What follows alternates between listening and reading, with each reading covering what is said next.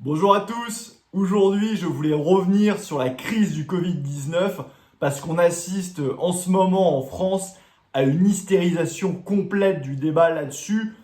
Ça a lieu notamment dans le cadre du nouveau variant, vous le savez sans doute, le variant Delta ou variant indien, qui serait plus transmissible, plus contagieux et donc plus dangereux. Et donc il y a une hystérisation totale sur la question de la vaccination entre deux camps. Je les appelle finalement les pro-vaccins totalitaires, et d'un côté, et de l'autre côté, les anti-vax qui sortent des arguments relativement douteux. Et donc on va essayer de décrypter un peu ça, et l'idée c'est que le Covid-19, ils deviennent tous complètement fous.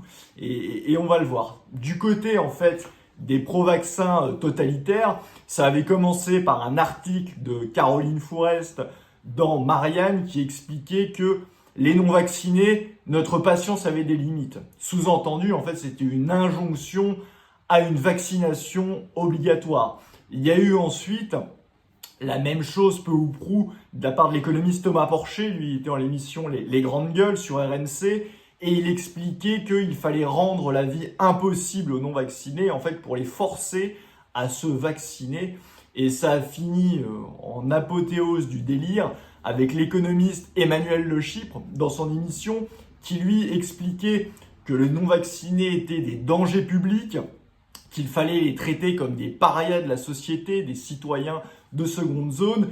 Et il a carrément fini en expliquant qu'il fallait amener deux policiers et amener les non-vaccinés de force à se faire vacciner. Donc là, on est dans un délire complètement totalitaire. Et d'ailleurs, si on revient sur le cas d'Emmanuel Le Chypre, il est mal placé pour donner des leçons de morale, puisque rappelez-vous, c'était le même Emmanuel Le Chypre qui s'était fait avoir hors antenne, qui avait expliqué lors des 1 an du deuil national en Chine, quand on enterrait des Chinois, il expliquait qu'on enterrait des Pokémon. Donc ce monsieur est très mal placé pour donner des leçons de morale à la terre entière. Donc ça, c'est du côté des pro-vaccins totalitaires. Et de l'autre côté, vous avez les anti-vax qui se jettent sur n'importe quel chiffre pour expliquer que les vaccins ne fonctionneraient pas, etc., qui seraient voire dangereux. Et donc là aussi, on est dans un délire. Et malheureusement, il y a beaucoup de personnes de notre camp, du camp souverainiste, qui tombent là-dedans, alors que des simples mathématiques montrent que l'argument est complètement fallacieux. Il y a deux, finalement, données qui sont mises en avant. Il y a le fait qu'en Israël, vous avez 40% des nouveaux cas qui sont des personnes vaccinées, donc ils disent regardez, le vaccin ne marche pas. Et il y a le Royaume-Uni où, au niveau du variant Delta, vous avez 60% des personnes qui ont décédé qui étaient des personnes qui avaient été vaccinées. En réalité, c'était moins, c'était environ 40% pour ceux qui étaient totalement vaccinés, mais bref, ils se jettent là-dessus en disant regardez la preuve, le vaccin ne marche pas, la vaccination ne sert à rien, etc. L'argument un petit peu classique des anti-vax.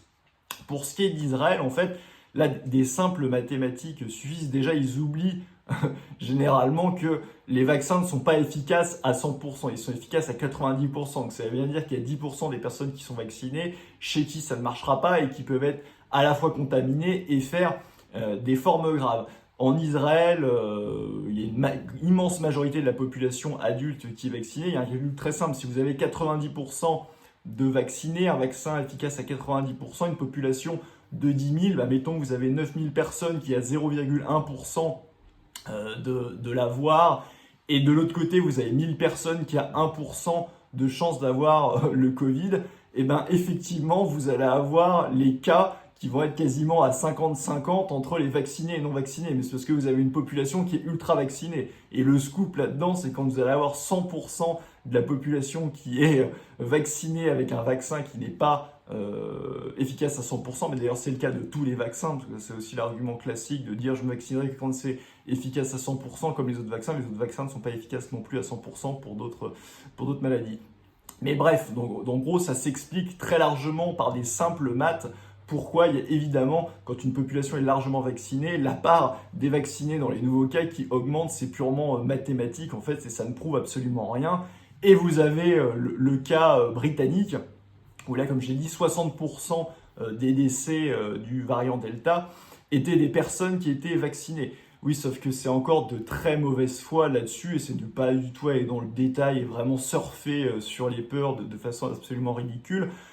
Faut savoir qu'au Royaume-Uni, vous avez 95% des plus de 70 ans qui sont vaccinés, donc les populations à risque. Et avec un vaccin qui est évidemment pas efficace à 100%, vous allez avoir des personnes qui vont faire des formes graves et qui vont mourir. Mais ça ne veut pas dire que le vaccin n'est pas efficace.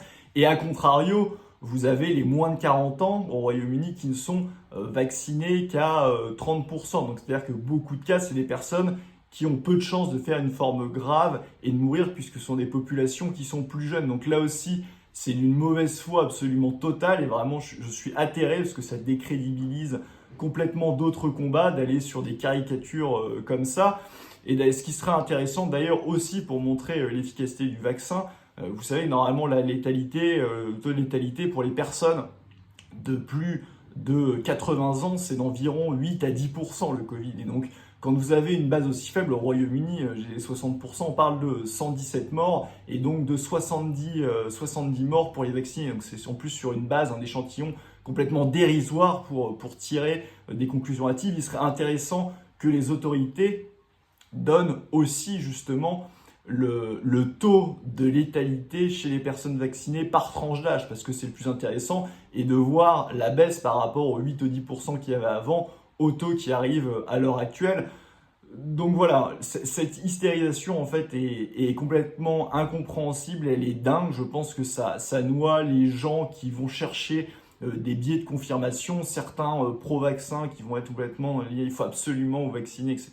Au Royaume-Uni, je rappelle qu'il y a des décisions par exemple de bon sens, la vaccination n'est qu'à partir de 18 ans, ils ne vaccinent pas la population inférieure à 18 ans parce que la probabilité qu'il y ait des formes graves, des décès est proche de zéro. Donc voilà, il faut revenir un petit peu à la raison sur ce sujet-là et les anti-vax qui donnent des arguments comme ça, complètement fallacieux, ça nuit évidemment là aussi au débat public, ça nuit à l'information publique et il faut revenir sur Terre et arrêter d'être dans un débat complètement délirant pour ou contre le vaccin. C'est-à-dire que je suis, pour ma part, comme je l'ai dit, je pense que la vaccination est une des voies majeures pour la sortie de crise, mais en revanche, il ne faut pas rendre la vaccination obligatoire. Faire des injonctions comme ça, c'est absolument contre-productif et évidemment aussi contre le pass sanitaire. Écoutez, en tout cas, j'espère que cette vidéo vous a plu. Si c'est le cas, je vous invite à mettre un pouce bleu, je vous invite à partager cette vidéo, je vous invite également à vous abonner à la chaîne et je vous dis à très bientôt.